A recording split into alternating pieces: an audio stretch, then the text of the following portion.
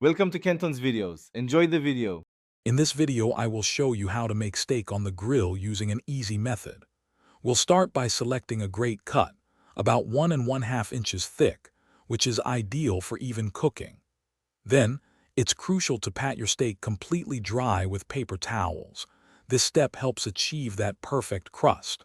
Finally, season your steak generously with salt and freshly ground black pepper on all sides for maximum flavor. Now let's get that grill ready. You'll want to preheat it to a high temperature, aiming for about 450 to 500 degrees Fahrenheit. Once hot, place your seasoned steak directly over the hottest part of the grates. Sear each side for 2 to 3 minutes. This initial high-heat sear is key to developing a beautiful, flavorful crust on your steak, locking in all those delicious juices. After searing, move your steak to a cooler, indirect heat zone on the grill.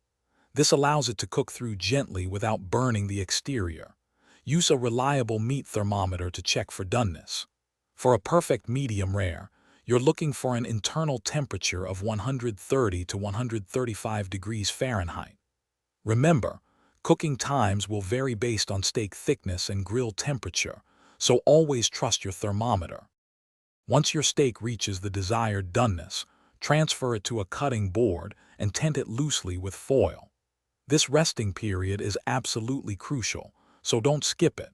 Allow the steak to rest for at least 5 to 10 minutes. This allows the internal juices to redistribute evenly throughout the meat, resulting in a much more tender and flavorful steak when you finally slice into it. Enjoy your perfectly grilled steak. Thanks for watching. Consider subscribing if we helped you.